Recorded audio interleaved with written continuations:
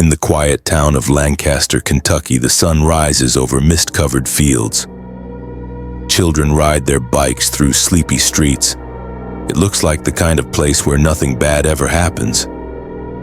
But behind one white picket fence, a little girl's scream was muffled for the last time by the woman who was supposed to protect her. This is the story of 8-year-old Emma Carter and her evil stepmother. Emma Carter was known as the quiet one, sweet, shy, and sensitive. After her mother died in a tragic car accident, Emma's world changed. Her father, Daniel Carter, remarried less than a year later. To friends, it seemed rushed, but Daniel was grieving and lonely. The woman he brought into their lives was Jessica Lane, 34, blonde, polished, always smiling, a small-town nurse with a big heart, or so people thought. But Jessica wasn't like other women. Behind closed doors, the mask came off. 911, what's your emergency? It's Emma, she's not breathing. I don't know what happened. She was in the bath and she's blue, please send someone. Ma'am, I need you to stay calm. Are you performing CPR? Yes, I'm trying, I swear I'm trying. Paramedics arrived within 7 minutes. Emma Carter was cold to the touch. Her tiny body was covered in bruises, some fresh, others weeks old. The bathtub was bone dry. They knew instantly this wasn't an accident. Detective Marie Jennings asked her why Emma had so many bruises. Jessica said the girl was clumsy, always falling, but the pattern, deep bruises on her ribs, cigarette burns on her thighs, it told a different story. Jessica, you said she slipped in the bath, then why is she dry? She got out herself. I left her alone for a second, just 1 second, detective said. You left an 8-year-old alone in the bath for more than 10 minutes? She was upset. I needed a minute to calm down. Jessica's story crumbled within hours. Forensics showed Emma hadn't drowned. She died from blunt force trauma to the head. But it wasn't just one blow, it was repeated, violent, rage-filled. Autopsy photos revealed more. Fractured ribs, a partially healed arm break, and internal injuries dating back months. Someone had been hurting Emma, regularly, viciously. The neighbors said, oh, she was always so quiet, I never saw her play outside. One time I asked if she wanted cookies and she just looked scared, like she didn't know if she was allowed. Neighbor 2. We heard yelling sometimes, high-pitched, a woman screaming. Once I swear I heard the girl crying, then a thud. But no one reported it. Not once. Emma Carter had no voice, and Jessica Lane made sure of that. Text from Jessica to Daniel, the father. Emma's being a little monster again. You better talk to her or I will. Text from Daniel. She's still adjusting, be patient. Text from Jessica. I'm done being patient. Daniel Carter worked long hours at the auto shop. By the time he came home, Emma was usually in bed or hiding in her room. In interviews, he seemed broken. Daniel Carter recorded police interview. I didn't know, I swear to God I didn't know. She said Emma had behavioral issues, that she'd fall or get bruises at school. I believed her. But the school had questions too. Emma had missed 16 days in 2 months. When she did attend, she wore long sleeves, even in 90-degree heat. A teacher reported her concerns to Jessica. Teacher's voicemail, reenacted.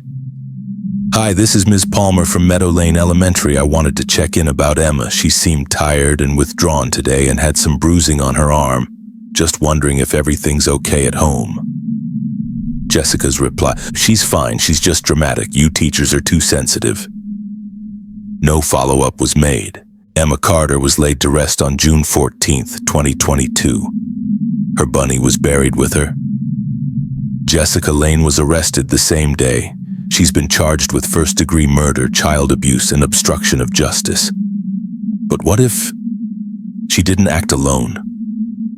In Jessica's phone records, police found messages, deleted but recovered, sent to someone else. Someone close, someone who may have known and stayed silent. The last message from Jessica to this mystery number read, "It's done. She won't be a problem anymore." Who was she talking to? And what role did they play in Emma's final hours? Because Jessica wasn't alone. 2 days after Jessica's arrest, detectives subpoenaed her phone records. Among texts to friends, work contacts, and her husband Daniel was a deleted thread hidden under an alias. The messages had been erased from the device, but they weren't gone from the cloud. The contact was saved as E. Woods. And the final message chilled detectives to the bone. "Jessica, it's done. She won't be a problem anymore." Detective Jennings, audio from interview. "We assumed this E. Woods was a friend, maybe a co-worker, but the number matched Daniel Carter's second cell phone, a burner, registered under his old business name." Emma's father, detective. "You told us you didn't know anything, so why was Jessica texting you under a fake name the day your daughter died?" Daniel. I didn't want this, I swear. She told me Emma needed discipline, that she was out of control. I didn't mean for her to get hurt." Detective coldly. "She didn't get hurt, she was murdered." As the truth began to surface, Daniel confessed to something that changed everything. He hadn't just missed the signs, he'd ignored them, encouraged them. Daniel, interrogation audio. "Sometimes she'd scream for hours. Jessica would lose it. I just wanted peace. I told her, do what you have to do." Daniel never struck Emma, but he allowed Jessica to do it, again and again and again. Legally, that made him complicit. Voicemail from Jessica to Daniel. "She bit me again. I'm serious, I can't take this. I swear one day I'm going to snap." Daniel's reply, "You're stronger than me, just handle it. I can't deal with her." And Jessica did handle it, with fists, with silence, with lies. Emma's injuries told the story they tried to bury. Over 42 separate contusions, burn marks, fingernail scratches, hair ripped from the scalp, internal bleeding. Detectives also uncovered a chilling notebook in Jessica's bedside drawer. It was titled, "Fixing Emma." Excerpt, voiceover reenactment. "She lies, she screams, she manipulates him. I won't let her take him from me. She needs to learn. Pain is the only thing she listens to." In a single sentence, Jessica revealed her motive: jealousy.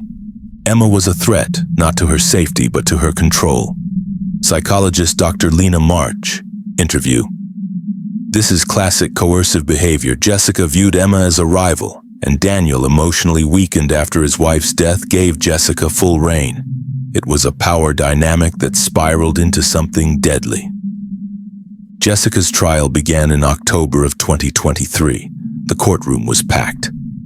Emma's teachers, neighbors, and friends gathered, some out of grief, others out of guilt, because so many had seen the signs and said nothing. Prosecutor voiceover. "This was not an accident, not a moment of weakness. This was cruelty, sustained, deliberate, and targeted. And it ended the life of an innocent little girl." Jessica showed no emotion as the jury returned the verdict. Guilty, on all counts. She was sentenced to life without parole. Daniel Carter was sentenced to 20 years for criminal negligence, endangering a child, and failure to protect. Emma Carter was 8 years old when she died. She loved drawing, butterflies, her bunny named Cloudy, and bedtime stories from her dad, before they stopped. This case is more than just a tragedy. It's a mirror of what happens when silence wins, when we brush off bruises, dismiss screams, when we let keeping the peace become more important than protecting the innocent. Emma never got a chance to grow up, but her story now lives on as a warning. If you suspect child abuse, say something. Your voice could save a life. In her short life, Emma tried to be brave. Now we must be brave for the next Emma, known before it's too late.